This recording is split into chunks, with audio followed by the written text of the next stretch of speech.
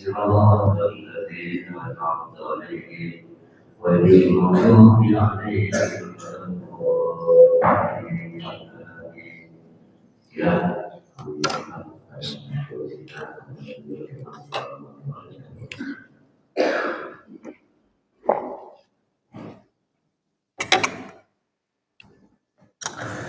Bismillahirrahmanirrahim. Assalamualaikum warahmatullahi wabarakatuh. Alhamdulillah wa syukurillah wa la hawla wa la quwwata illa billah. Wassalatu wassalamu ala sayyidina Rasulillah wa ala alihi wa sahbihi wa mawalah. Subhanaka la ilma lana illa ma 'allamtana innaka antal alimul hakim. Wa rabbi shrah li sadri wa yassir li amri wahlul 'uqdatam min lisani yafqahu qawli wa ba'du. Puji syukur kepada Allah Subhanahu wa taala. Alhamdulillah masih memberikan kita keleluasaan waktu, keinginan untuk sama-sama memakmurkan majelis silaturahim pada pagi hari ini. Mudah-mudahan fadilahnya akan menggenapi menggenapi pahala sholat subuh berjamaah kita, dan mudah-mudahan ini bisa menjadi saksi kita di hari kiamat nanti sebagai amal kebaikan, sebagaimana salawat dan salam yang senantiasa kita panjatkan ke hadirat Rasulullah SAW. Juga mudah-mudahan Allah balas dengan ditetapkannya kita semua menjadi ahli syafaat beliau di hari kiamat. Amin ya rabbal alamin. Kang Soliun boleh ganti pada itu.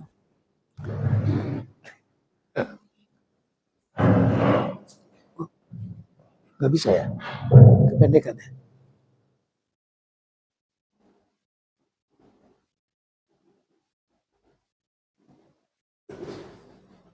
Bisa? Nggak bisa ya? Yes. Oh ya, ya, boleh.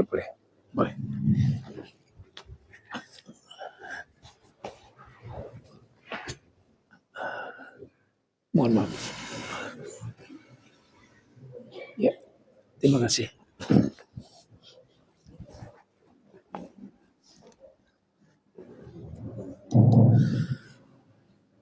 Alhamdulillah, saya tadi waktu parkir mobil ngelihat kandangnya. Nggak berasa kita sudah sampai Idul Adha lagi. Oh ya, kepada ibu-ibu mungkin saya ucapkan maaf lahir batin ya Bu. Dari mulai awal puasa kita belum ketemu lagi. Udah lama sekali. Hampir 3 bulan. Kalau dengan ibu-ibu hampir 3 bulan saya nggak ketemu. Ya, liburnya 3 bulan. Kalau dengan bapak-bapak sebagian sudah ketemu di rumahnya Pak Marzuki. Alhamdulillah. Baik Bapak Ibu sekalian yang dirahmati Allah Subhanahu wa taala. Kita sering mendengarkan kalimat muamalah. Sering nggak? Yang nggak pernah dengar kalimat muamalah siapa? Muamalah. Biasanya konotasi kalimat muamalah itu dalam 2 hal. Ya, muamalah mau Allah dan muamalah ma'al khalqi.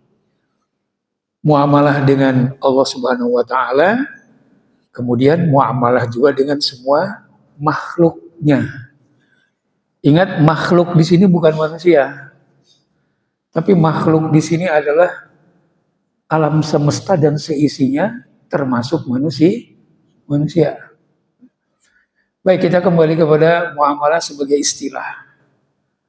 Muamalah itu adalah ismul masdar dari kata kerja amala yu'amilu. Ini kalau dalam ilmu shorof ini adalah al-fi'lur rubai dari al-fi'lut thulathi amila ya'malu. Kalau amila ya'malu artinya melakukan sesuatu atau bekerja.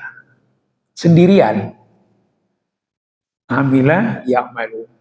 Amal. Nah, masdarnya amal. Amal itu artinya perbuatan. Amala ya'malu artinya berbuat. Itu bisa sendirian. Tapi kalau amala yu'amilu itu artinya adalah tasarrafa wa badala. Kalau amala yu'amil itu artinya adalah saling bekerja. Jadi yang namanya muamalah itu sebuah tindakan yang tidak mungkin sendirian. Jadi amala yu'amilu masdarnya adalah muamalah, artinya adalah saling bertukar sikap, saling aksi reaksi. Jadi kalau dalam terminologinya muamalah itu adalah tasarrufun aw tabadulun madiyun aw ma'nawiyun baina tarafaini aw aktsar. Muamalah itu saling tukar menukar manfaat baik material maupun non material antara dua pihak atau lebih. Baik itu dalam kerjasama maupun hidup bersama. Jadi kita antara satu dengan yang lain sebagai tetangga, sebagai sesama jamaah, itu kita setiap hari melakukan yang namanya muamalah. Mungkin kadang-kadang suka diterjemahkan muamalah itu hanya dengan kalimat hubungan, gitu kan. Muamalah ma'allah itu hablum minallah. Memang iya, tapi kan persoalannya bukan hanya sekedar hubungan. Kalau hubungan itu kan hanya koneksi. Tapi kalau muamalah itu bukan hanya terkoneksi, tapi masing-masing berbuat. Jadi kalau dalam bahasa sosial, maka yang namanya muamalah itu terikat dengan hukum yang namanya hak dan kewajiban. Hak dan kewajiban. Walaupun kita tidak terikat dengan sebuah ikatan resmi antara tetangga yang satu dengan tetangga yang lain, antara jamaah yang satu dengan jamaah yang lain, itu terikat dengan hak dan kewajiban.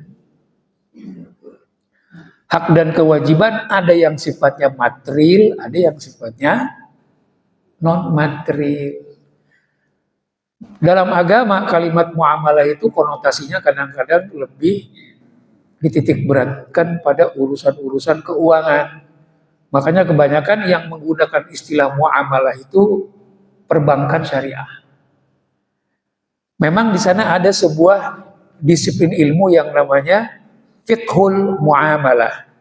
Fikih muamalah. Makanya muamalah dalam terminologi fikih muamalah itu lebih disederhanakan lagi. Artinya adalah transaksi. Muamalah itu artinya transaksi. Transaksi itu kan tukar menukar manfaat.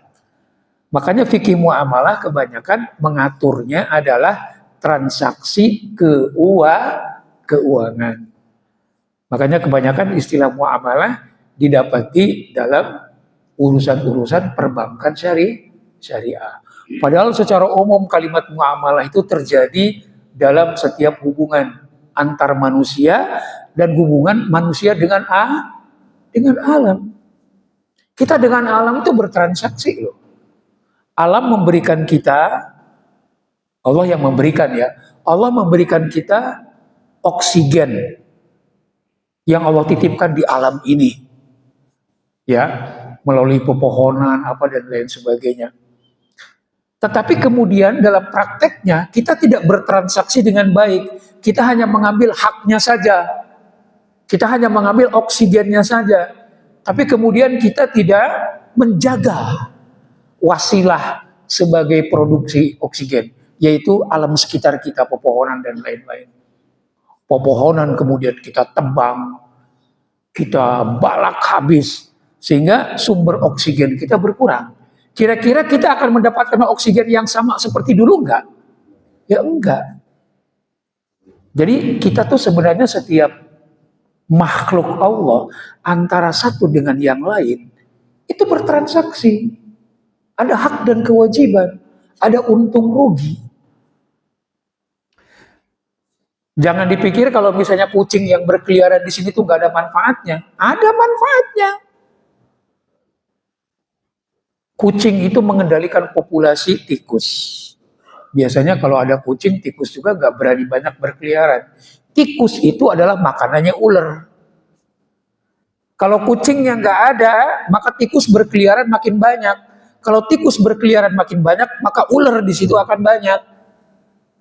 Kita kadang-kadang sering mengeluh ya, ini banyak kucing, berak di mana-mana, bau. Kita hanya bertransaksi mengambil keuntungannya saja.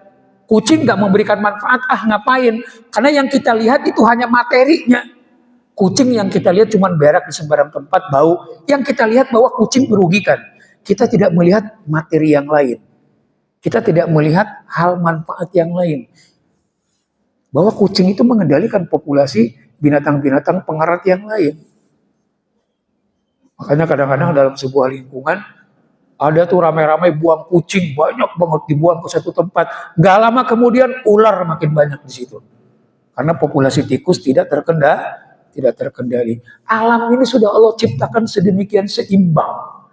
Tapi kitanya yang tidak bertransaksi dengan baik. Oke, kita ngomongin hal yang seperti itu dulu ya. Baik, kembali kepada fikul muamalah. Transaksi itu kadang-kadang disebut juga dengan pamrih, betul nggak? Pamrih. Tahu nggak bedanya antara transaksional dengan pamrih? Sinonim, kita ini hidup sebenarnya berpamrih. Hubungan kita dengan Allah, sholat, melaksanakan ibadah dan lain sebagainya, kita nuntut pamrih nggak? Nuntut pamrih. Pahala, sorga itu kan pamrih. Gak ada yang gak berpamrih, Pak. Cuman pamrih itu ada yang sifatnya material, ada yang sifatnya immaterial. Yang tidak berpamrih itu hanya kaum sufi. Yang tidak berpamrih hanya kaum sufi. Orang-orang sufi ketika beribadah kepada Allah, dia tidak menuntut pamrih. Dia benar-benar melaksanakan perintah. Setelah itu Allah mau tempatkan dia di sorga, mau tempatkan dia di neraka, dia nggak peduli. Dia nggak mengharapkan itu. Dia beribadah kepada Allah karena cinta kepada Allah, nggak lebih. Nggak nuntut apa-apa. Sorga pun nggak dia tuntut, pahala pun nggak dia tuntut. Nggak. Hanya orang sufi yang melakukan tanpa ada transaksi. Beda dengan kita. Ngaku soleh, nggak apa-apa. Tapi yang kita harapin pahala yang banyak supaya masuk surga. Boleh nggak? Boleh. Tapi itu juga kadang-kadang mengganggu kalau berlebihan, gitu loh. Sehingga ada kalanya orang beribadah tapi egois. Udah tahu datang paling belakangan, telat. Pengen dapat pahala sholat berjamaah di depan. Nerobos tuh, orang disingkirin, di depan sebenarnya udah penuh, disingkirin, disedek kanan kiri, saya pengen dapat pahala untuk sholat paling depan. Dia melanggar hak orang lain, egois, dia pengen pahala. Nah jadi kadang-kadang kalau kita juga terobsesi dengan balasan-balasan walaupun pahala, kita kadang-kadang nggak melihat ke orang lain. Ya. Bedanya antara transaksional dengan pamrih adalah kalau pamrih itu motivasi di dalam hati dan pikiran. Orang nggak ketahuan dia pamrih atau tidak. Tapi kalau transaksional itu tindakannya. Tindakannya namanya transaksional. Pamrih itu motivasi yang ada dalam hati dan pikiran. Kita sering mengatakan, oh orang itu pamrih. Kita tahu dia pamrih karena dalam tindakannya dia selalu nuntut. Tapi orang pamrih sejauh mana, seperti apa dan apa yang dia tuntut dari pamrihnya nggak ketahuan sebelum terjadi transaksi. Jadi yang namanya hubungan transaksional pamrih itu dalam segala hal hubungan kita dengan Allah. Allah juga maha pamrih. Allah juga maha transaksional. Wa may ya'mal mithqala dzarratin khairan yarah. Wa may ya'mal mithqala dzarratin syarran yarah. Allah itu maha transaksional. Tapi juga Allah itu maha permisif. Allah juga maha memaklumi kalau dalam bertransaksi kita dengan Allah, kita ini mengembalikan hak Allah dengan kekurangan yang sangat luar biasa. Allah memaklumi, gitu loh. Beda dengan kita. Kalau kita nuntut dari orang tuh kebangetan, nggak boleh orang itu kurang memberikan balasan sama kita. Allah itu maha transaksional, Allah itu maha pamrih, tapi dia juga maha welas asih, maha mengerti tentang kelemahan dan kekurangan hambanya ketika mengembalikan hak Allah secara kurang.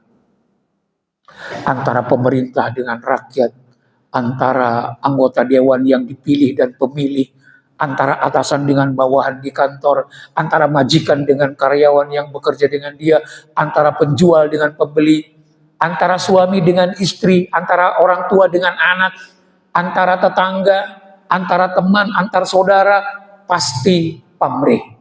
Hanya saja ada yang ketahuan dan ada yang tidak ketahuan.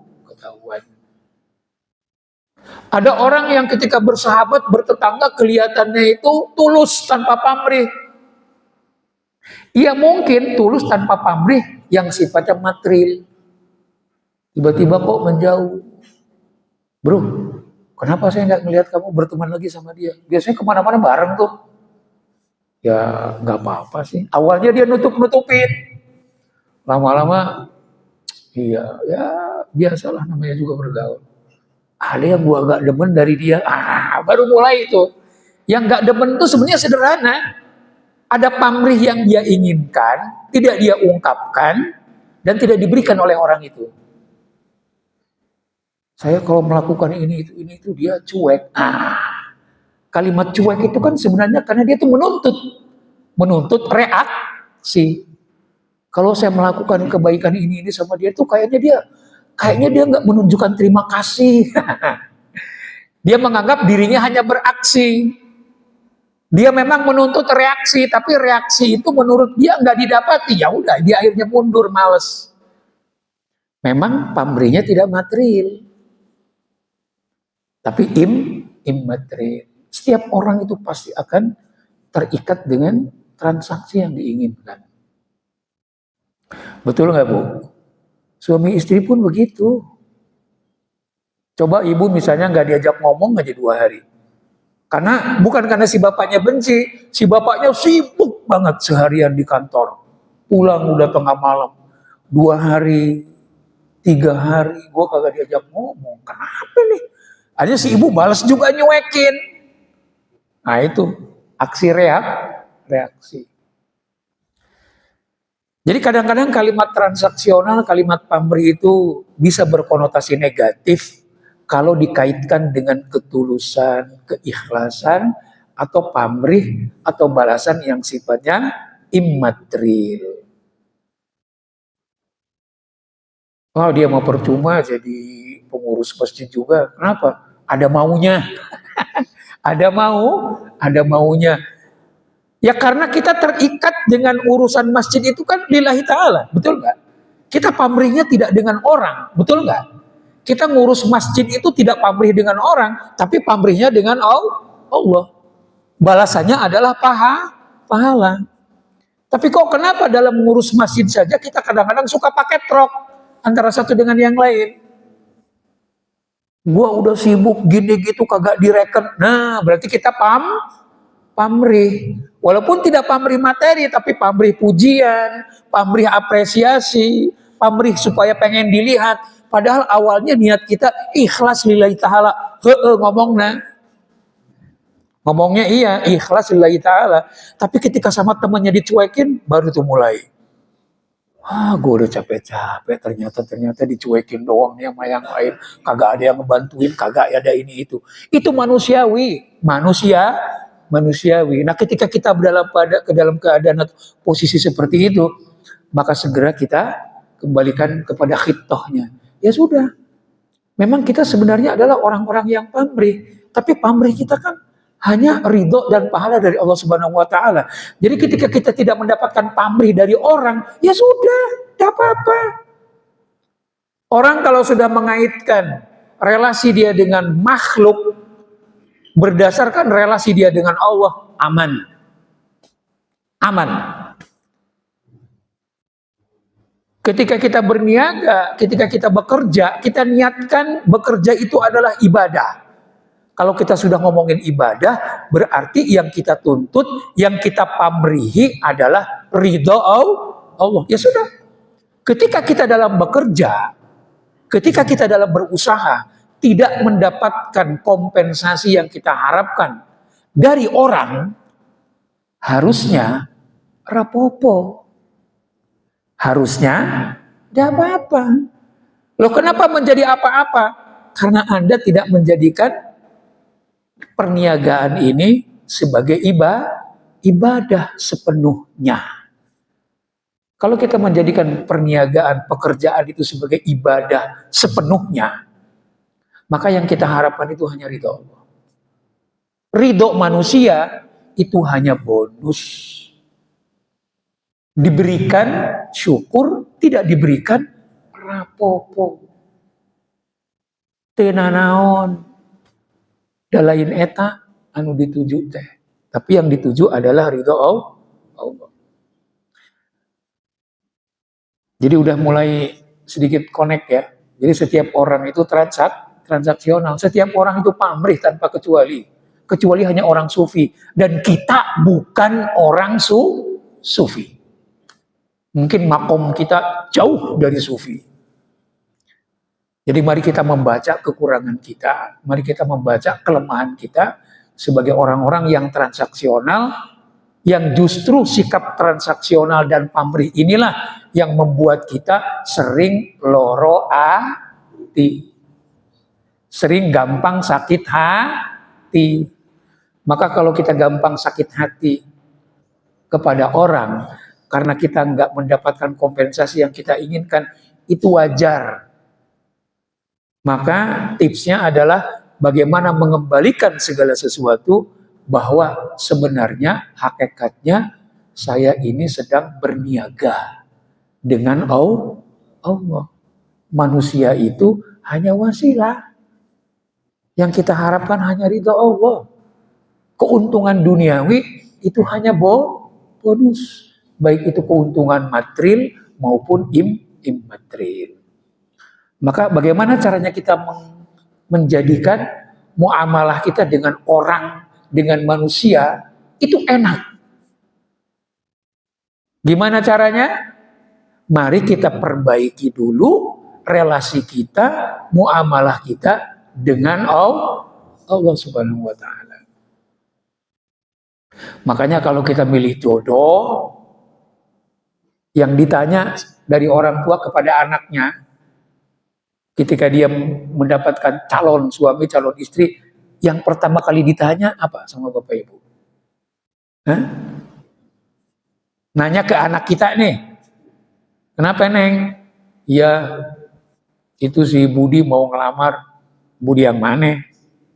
Budi yang ono. Ada yang namanya Budi? Si bapak ini ketika nanya tentang si Budi itu, yang ditanya apanya dulu? Hah? Agamanya dulu kan, akhlaknya dulu. Sholat enggak? Kan gitu. Tapi ada juga orang tua yang nanyanya pertama kali, kerjanya di mana? Gajinya berapa? Mobilnya apa? Orang tuanya siapa? Nah, itu boleh ditanyakan. Tapi itu adalah nomor 3, 4 dan seterusnya. Tapi yang pertama adalah agamanya gimana? Agama itu termasuk akhlak dan ibadah. Begitu juga ketika kita mencari mitra bisnis, pasti yang kita prioritaskan itu apa? Karakternya dulu, akhlaknya dulu, mentalnya dulu. Sama dengan ketika kita mencari karyawan, yang kita lihat adalah sisi spiritualitas dulu kan. Ini orang secara agama bisa dibenerin apa enggak sih? Karena kalau relasi kita dengan Allah sudah baik, kalau relasi orang itu dengan Allah sudah baik, maka relasi dengan manusia pun pasti akan diperbaiki dengan sendirinya. Kalau relasi dengan Allahnya buruk, selesai. Tapi ingat, relasi dengan Allah itu tidak diukur hanya dengan ibadah-ibadah ritual yang kelihatan. Ada ibadah yang tidak kelihatan, yaitu akhlak. Ada orang yang sholatnya rajin, ibadahnya rajin, puasanya Senin Kemis, tapi dia punya karakter sebagai pengkhianat. Ada. Jadi kita juga harus hati-hati. Tidak bisa mencari mitra bisnis, tidak bisa mencari pekerja, karyawan, hanya berdasarkan, dohir ibadahnya luar biasa. Salatnya tepat waktu, berjamaah, ini itu. Tapi dia punya karakter pengkhianat yang tidak ketahuan. Itu urusan moral. Tapi paling tidak, ngebenerin moral orang yang sholat dengan orang yang tidak sholat, lebih gampang mana? Lebih gampang ngebenerin orang yang sholat. Maka ketika kita memilih karyawan, memilih mitra kerja yang sholatnya rajin, tepat waktu, berjamaah, walaupun dia punya karakter buruk, lebih gampang untuk dibenerin. Daripada ini mah sholat kagak, berjamaah juga kagak, puasa kagak, udah gitu akhlaknya nggak bener. Dari sisi mana kita nggak benerinnya? Sulit. Tapi kalau orang itu secara dohir ibadahnya udah rajin, ngebenerin akhlaknya tuh gampang. Karena agama sudah ada dalam hati dan pikiran dia. Kita tinggal ngopenin dikit-dikit aja gitu loh.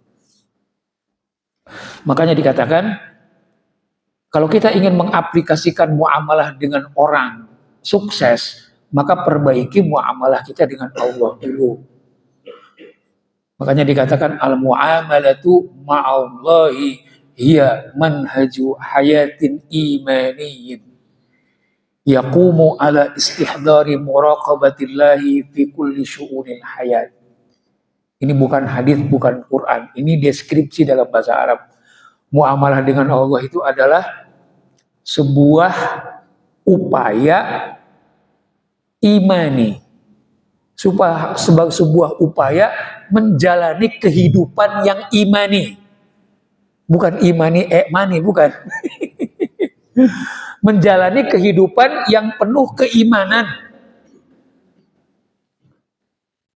dengan cara menghadirkan zat Allah yang kita anggap, kita yakini selalu mengawasi kita dalam segala tindakan.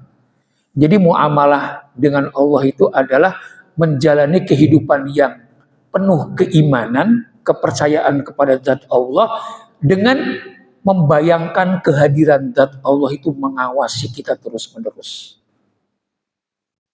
Bi-ikhlasil ibadah, dengan cara kita melaksanakan seluruh amal ibadahnya dengan ikhlas. Waltizam bihududihi wa taqarrub ilaihi bitta'ah, dengan cara mengaplikasikan semua hukum-hukum Allah Subhanahu wa taala dan kita senantiasa mendekatkan diri untuk bertaat. Syukran firraha, berterima kasih ketika kita mendapatkan kemudahan dan keleluasaan, wasabran fil bala, dan sikap sabar ketika kita mendapatkan ujian. Wal muamalah ma'allahi rihlatun qalbiyah. Jadi yang namanya muamalah dengan Allah itu merupakan perjalanan spiritual. Tabda'u bisidqit tawajjuh, yang diawali dengan kejujuran. Diawali dengan kejujuran. Wa tuthmiru insan billah, sehingga menghasilkan keakraban hubungan kita dengan Allah. Keakraban itu gimana maksudnya? Tidak ada keterpaksaan. Kita kadang-kadang suka melaksanakan berbagai macam amalan ibadah, tapi karena terpaksa. Tapi orang kalau relasinya dengan Allah sudah bagus, maka seberat apapun amal ibadah, gak merasa terpaksa. Ketika kita berkurban, bukan karena izin sama tetangga, bukan karena izin sama teman gitu loh. Tetangga, teman ngelihat kita banyak duit, kok gak korban? Oh gak enak ya. Ada orang yang berkurban karena gak enak, bukan karena perasaan ringan relasi dengan Allah Subhanahu wa taala. Wa tatatallabu ma'rifata asma'ihi wa sifatihi wal 'aish bi muqtadaha. Maka tuntutannya kalau kita ingin selamat membangun relasi dengan Allah Subhanahu wa taala, kita harus mengenal asma-asma Allah dan sifat-sifatnya untuk kita aplikasikan di dalam kehidupan kita sehari-hari. Maka kalau relasi kita dengan Allah itu sudah baik, otomatis akan merekonstruksi dan memperbaiki muamalah dan transaksi kita dengan orang lain. Jadi muamalah kita dengan Allah Subhanahu wa taala itu adalah ajaran untuk melihat relasi bahwa sebagai manusia kita ini terikat dengan hak dan kewajiban dengan semua yang ada dalam kehidupan ini tanpa kecuali. Mohon maaf ya, orang yang relasinya dengan Allah Subhanahu wa taala itu bagus, ketika dia parkir mobil di pinggir jalan pun nggak sembarangan. Ya, dia lihat. Kira-kira kalau saya parkir sebelah sini ganggu jalan orang nggak ya? Gitu kan? Kan ada orang yang main sembarangan. Saya juga bayar pajak kok ke pemerintah. Ini kan hak saya. Ini jalan milik umum. Ya suka-suka gue. Yang dia pikirin bagaimana dia menuntut hak. Dia tidak berpikir bahwa dia juga punya kewajiban untuk menjaga kepentingan orang lain yang juga punya hak yang sama dengan kita. Maka orang yang hubungannya dengan Allahnya baik, ketika parkir di dalam parkiran pun dia mikir, kira-kira mengganggu trafik keluar masuknya mobil apa enggak? Dia mikir ke situ dulu. Yang dia pikirin bukan dirinya sendiri doang, yang dia pikirin adalah orang lain juga. Kalau saya ngebangun pagar setinggi ini, kira-kira tetangga saya keganggu nggak sinar mataharinya masuk ke tempat dia? Itu yang dipikirin. Di rumah kita memang ada pohon gede. Suka-suka kita mau ngapain aja pohon itu. Tapi kalau pohon itu kita tebang, ada tetangga yang merasa nggak nyaman nggak? Karena mataharinya langsung ke jendela dia. Yang awalnya dihalangin dulu oleh pohon kita. Kan begitu, Pak. Jadi orang kalau relasinya dengan Allah Subhanahu wa taala sudah baik, maka ketika dia membangun relasi dengan orang, itu berpikirnya itu dari A sampai Z, Pak. Yang dia kedepankan adalah kewajiban dia dulu sebelum dia menuntut hak. Wa ma umiru illa liya'budullaha mukhlishina lahud-din hunafa wa yuqimus shalah wa yu'tuz zakat. Wadzalika dinul qayyimah. Mereka diperintahkan tidak lain dan tidak bukan kecuali untuk beribadah dan menyembah Allah Subhanahu wa taala dengan ikhlas, tidak ada yang lain lagi. Dan mendirikan sholat. Kita sebagai manusia mendapatkan rezeki dari Allah yang luar biasa. Balasannya apa? Dirikanlah sholat dan tunaikanlah zakat. Itu adalah kewajiban kita, karena kita sudah mendapatkan haknya. Hak itu apa? Hak hidup.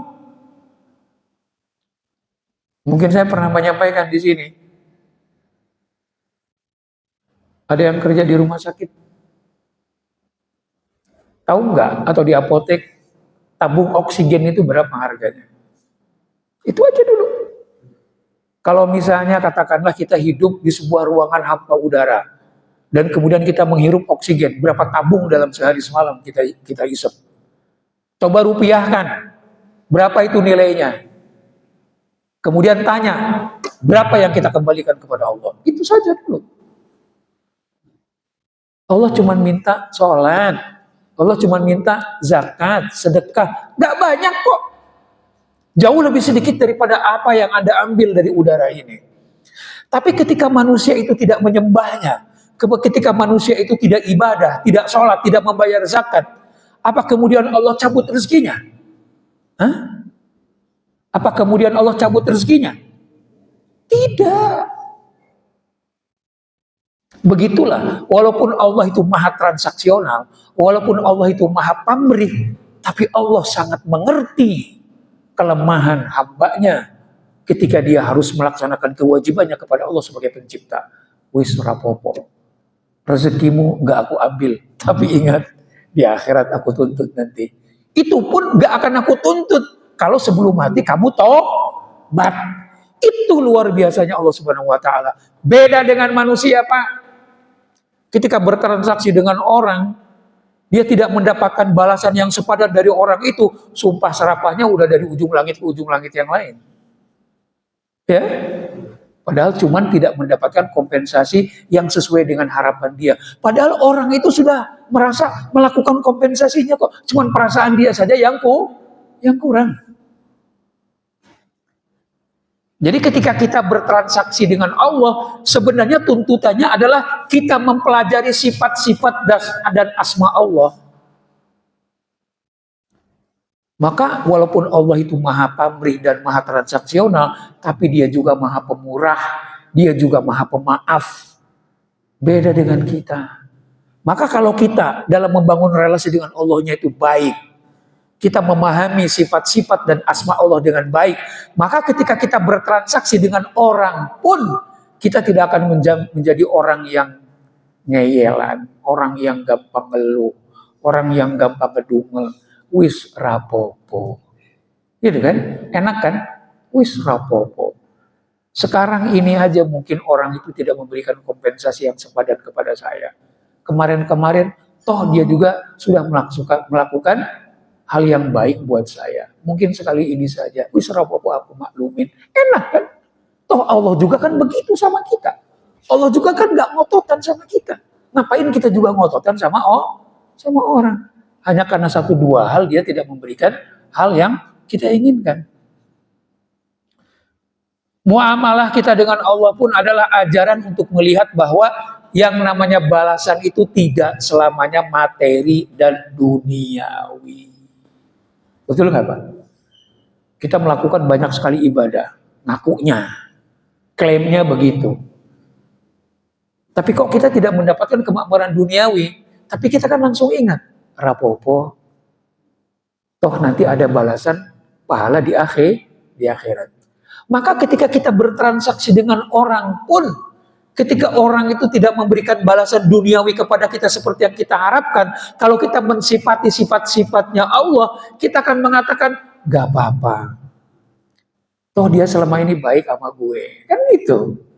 Selama ini dia melindungi saya. Selama ini dia katakanlah tidak pernah mencemarkan nama baik saya. Mungkin itu balasan dia. Tidak dalam bentuk materi yang selama ini saya harapkan. Jadi kita menjadi orang yang ringan-ringan aja, menjadi orang yang egaliter gitu loh. Menjadi orang yang melihat persoalan hubungan dengan manusia itu sesuatu yang dinamis, naik turun, fluktuatif ya. Jadi kita ini jangan terlalu saklek dalam mensikapi orang lain. Toh Allah juga tidak sesaklek itu kok dalam hubungan dengan kita.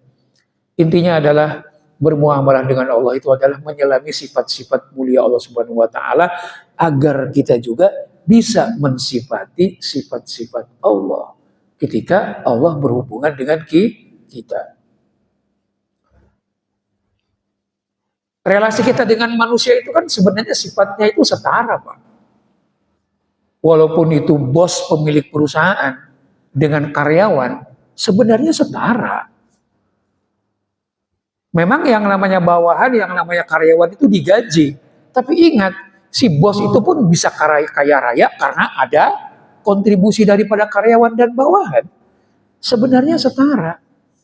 Maka kalau setiap orang mengedepankan sikap ketawaduan dalam bermuamalah dengan siapapun, insya Allah muamalah kita dengan orang itu pasti akan baik.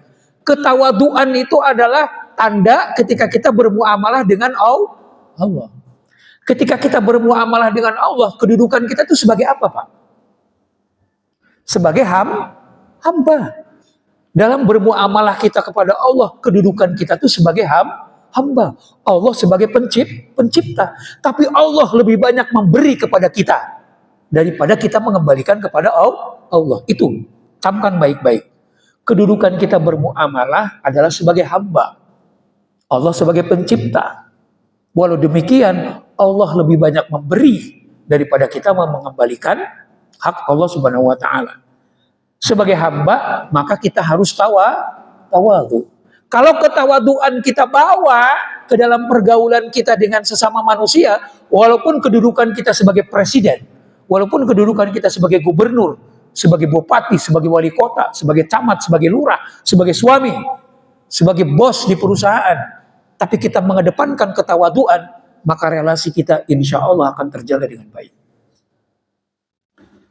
Dalam surat Al-Hasyr ayat ke-9 Allah berfirman, "Walladzina tabawwa'ud daral wal iman min qablihim yuhibbuna man hajaru ilaihim wa la yajiduna fi sudurihim hajatan mimma utu wa yu'thiruna ala anfusihim walau kana bihim khasasah wa may yuqa syuhha nafsihi fa ulaika humul muflihun. Ayat ini menceritakan tentang bagaimana luar biasanya orang Madinah dalam menerima kedatangan orang dari Mekah sebagai muhajirin. Jadi orang-orang Madinah itu apa yang dilakukan? Mereka lebih mengedepankan kepentingan kaum muhajirin yang datang sebagai tamu daripada kepentingan dirinya. Malah dia lebih mengedepankan kepentingan muhajirin dulu dari kepentingan dirinya sebagai ansor. Jadi agama mengajarkan seperti itu. Walaupun hakikatnya relasi antara manusia dengan manusia yang lain itu setara, tapi kalau dia mengedepankan sikap tawadu, itu akan menghasilkan, akan mengenerate keuntungan yang luar biasa. Makanya ayat ini ditutup dengan kalimat wa may yuqa syuhha nafsi fa ulaika humul muflihun. Dan barang siapa yang bisa menjaga dirinya dari sifat kikir dan serakah, maka dialah yang menang. Betul nggak? Kita kadang-kadang sebagai suami itu kan otoriter. Gua yang mencari nafkah, gua yang nyari duit. Harusnya omongan gua dong yang didengar. Betul nggak? Di kantor juga gitu, kita sebagai atasan, gua ini kan lebih atasan daripada dia, gua yang menentukan gaji dia berapa. Harusnya dia dengerin dong pendapat gue, kan begitu. Tidak ada sifat untuk mengedepankan kepentingan orang. Padahal ajaran Islam itu seperti itu. Intinya, jika kita menempatkan kepentingan orang lain di atas kepentingan kita, maka setiap orang akan mendapatkan haknya. Tapi kalau setiap orang hanya menuntut haknya, setiap orang hanya menuntut hak, maka tidak ada yang melakukan kewajiban. Hak kita, Pak, itu ada dalam kewajiban orang lain. Dan hak orang lain ada dalam kewajiban kita. Tapi kalau kita orientasinya hanya menuntut hak tanpa melakukan kewajiban, maka ada nggak yang mendapatkan hak? Tidak ada. Karena orang itu tidak melakukan kewajiban. Yang dipikirin haknya dulu. Seorang suami kalau misalnya ingin mendapatkan haknya, tunaikan kewajiban dengan tuntas sebagai seorang suami. Seorang istri kalau ingin mendapatkan haknya sebagai seorang istri, maka tunaikan dulu hak kewajiban dia sebagai seorang istri. Kalau orang orientasinya sudah melakukan kewajiban dulu, maka setiap orang akan mendapatkan haknya. Allah sudah memulai zatnya. Allah menciptakan kita sebagai makhluk, maka Allah mewajibkan zatnya untuk memberikan rezeki kepada setiap makhluk yang Allah ciptakan. Apakah makhluk itu menyembah dia atau tidak, Allah tidak peduli. Rezeki tetap diberikan. Itulah yang dimaksud dengan rizqun maksumun. Allah membagikan oksigen kepada seluruh makhluk yang dia ciptakan. Orang itu mau menyembah dia atau tidak, orang itu mau berislam kepada dia atau tidak, Allah tidak peduli. Yang penting Allah memandatkan kepada zatnya untuk memberikan hak kepada setiap makhluk yang dia ciptakan. Kita belajar tuh dari situ dulu. Maka ketika Allah menghendaki kita bertindak sebagai suami, bertindak sebagai ketua RT, sebagai ketua RW, sebagai atasan di kantor, maka yang kita pikirkan adalah tunaikan dulu kewajiban saya sebagai orang yang superior. Jangan menuntut hak untuk dihormati, dihargai. Tapi tunaikan dulu kita sebagai orang yang superior. Makanya orang yang sukses sebagai pemimpin itu biasanya adalah orang yang sukses ketika dia menjadi bawahan. Orang yang sukses menjadi pemimpin adalah orang yang dilihat dulu ketika di bawah dia seperti apa. Menjadi seorang bawahan yang baik itu dilihat dalam relasi dia dengan Allah. Relasi kita dengan Allah kan sebagai hamba. Itu strata yang paling bawah, Pak. Makanya kalau relasi kita dengan Allahnya sudah baik sebagai hamba, maka dalam bermuamalah dengan orang pun kita akan selalu bersikap tawadhu. Ini mohon maaf, saya nggak ngomongin politik dalam pengertian yang jauh. Pemimpin seperti apa sih yang kita sukai dan kemudian kita pilih? Coba, yang seperti apa? Hah?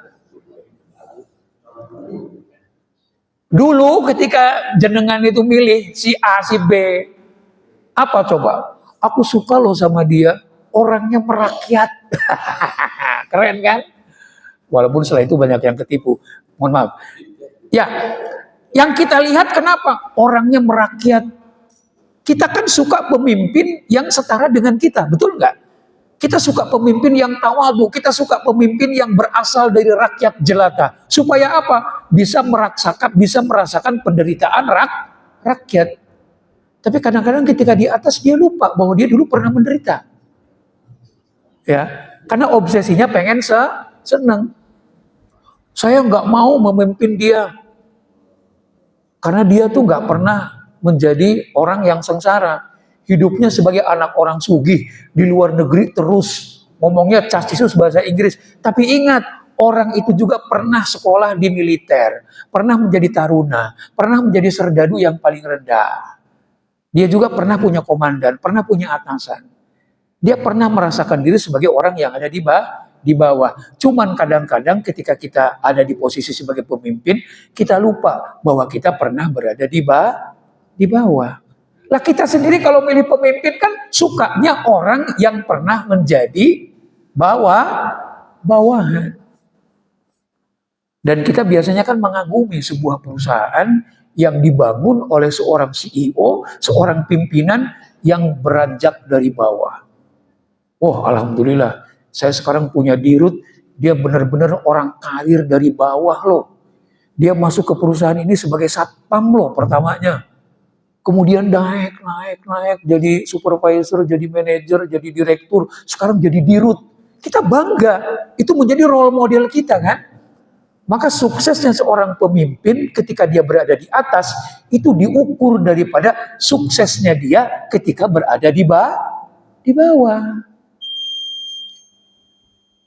Bagaimana caranya kita sukses berada di bawah? Maka bercerminlah, perbaikilah dalam membangun relasi kita dengan Allah. Karena dalam relasi kita, dalam muamalah kita, dalam transaksi kita dengan Allah, kita ini berada di strata yang paling bawah. Sebagai hamba yang tidak punya pilihan. Ingat terus itu. Kadang-kadang kita di mulutnya aja ngomong, ketika kita disumpah, ketika kita dimandatkan untuk menjadi seorang pemimpin. Wah, pidatonya keren banget kan. Ini adalah amanah, ini adalah pengabdian, ini adalah ibadah. Pret. Baru dilantik aja ngomongnya udah begitu, bagus. Besoknya lupa bahwa dia dulu pernah di bawah. Akhirnya kita kecelek semua, ya salah milih gue. Besok-besok enggak lagi dah, gitu kan. Makanya hati-hati. Tapi insya Allah orang yang dalam relasinya dengan Allah itu baik, maka ketika dia menjadi pimpinan pun pasti baik.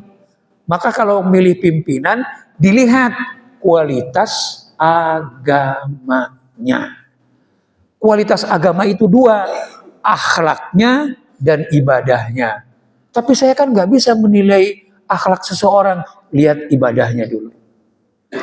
Paling tidak orang yang ibadahnya rajin, ngebenerin akhlak dia lebih gampang daripada ngebenerin akhlak orang yang nggak pernah ibadah. Habis kemarin waktu kampanye dia kelihatannya kemana-mana rajin, nggak pernah ninggalin sholat. Namanya juga lagi kampanye. Mohon maaf ya Bapak Ibu yang di luar sana, saya nggak ngomongin politik. Ini kita ngomongin gimana caranya menjaga amanah. Gimana caranya membangun relasi dengan siapapun dalam strata kita beribadah. Ingat sekali lagi, Allah juga maha transaksional. Faman ya'mal mithqala dzarratin khairan yarah, wa may ya'mal mithqala dzarratin syarran yarah. Tapi ingat, Allah pun maha melipat gandakan balasan. Jadi kita ini jangan terlalu kekeh-sumekeh sebagai manusia. Mari kita mensifati sifat-sifat Allah dalam melakukan muamalah dengan siapapun. Dalam hidup ini kita membangun relasi itu paling tidak dengan tiga hal. Pertama ke atas, yang kedua ke samping, yang ketiga ke bawah. Tapi ingat, suksesnya relasi kita di atas, suksesnya relasi kita bermitra dengan yang di samping, itu diukur bagaimana suksesnya kita ketika kita membangun relasi di mana kita berada di bawah. Ya. Nah, mungkin kita lanjutkan obrolan kita di waktu yang akan datang. Bagaimana kita mengekspresikan relasi kita kepada Allah dalam hubungan kita dengan sesama manusia. Paling tidak, bagaimana kita mengaplikasikan nilai ikhlas dan tauhid dalam bermuamalah dengan Allah, di dalam kita bermuamalah dengan manusia. Relasi kita dengan Allah itu kan ada yang namanya ikhlas dan tauhid. Bagaimana kita mengaplikasikan ikhlas dan tauhid dalam bermuamalah dengan manusia. Dalam membangun relasi dengan Allah, di sana ada yang namanya muraqabah. Kita merasa diawasi oleh Allah. Nah, kita membawa nilai itu bagaimana ketika kita membangun relasi dengan manusia. Ketika kita bermuamalah dengan Allah, kita membawa adab dan akhlak. Bagaimana kita mengaplikasikan adab dan akhlak itu dalam bermuamalah dengan manusia. Ketika kita bermuamalah dengan Allah, kita juga mengedepankan sikap tobat kalau kita melakukan kesalahan dan dosa. Kemudian nilai tobat itu kita aplikasikan dalam relasi kita dengan manusia. Dalam relasi dengan Allah, kita mengedepankan sikap mahabbah, cinta kepada Allah. Maka bagaimana yang namanya cinta kepada Allah itu kemudian kita aplikasikan dalam membangun relasi dengan manusia. Nah, itulah yang nanti akan kita ulas di waktu yang akan datang. Bagaimana secara detail kita mendeskripsikan relasi kita dengan Allah, kemudian mengaplikasikan dalam transaksi dengan sesama manusia dan makhluk-makhluk yang ada di sekitar kita. Baik, ini saja mungkin obrolan kita pada pagi hari ini. Kurang lebihnya mohon maaf. Hadani Allah wa iyyakum ajma'in. Wallahul muwaffiq ila aqwamit thoriq. Wassalamualaikum warahmatullahi wabarakatuh.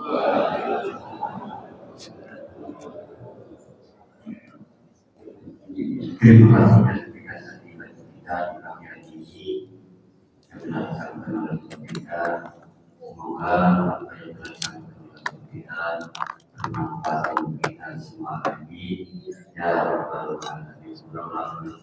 Maaf. Wassalamualaikum warahmatullahi wabarakatuh.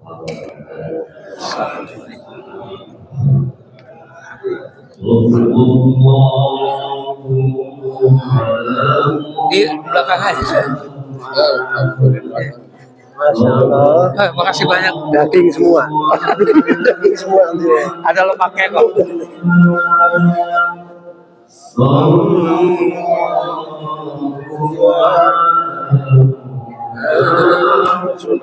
Sama-sama. Yes. Apa kabar? Berkah. Alhamdulillah. Amin.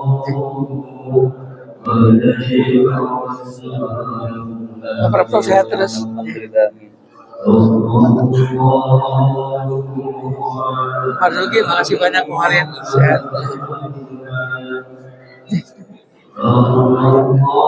Terima kasih banyak.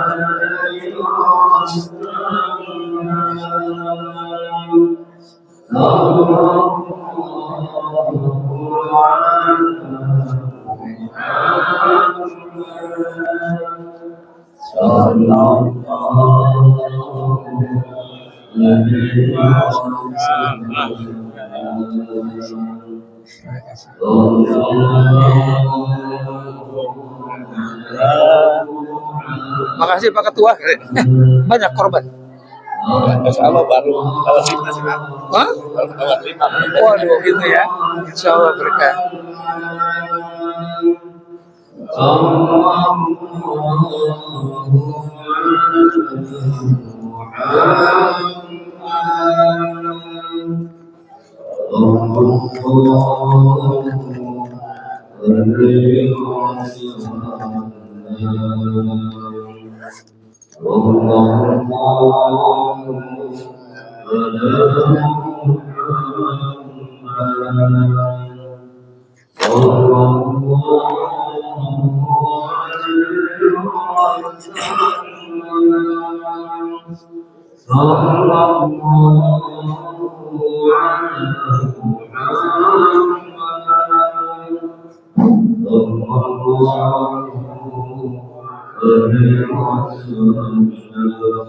اللهم صل وسلم وبارك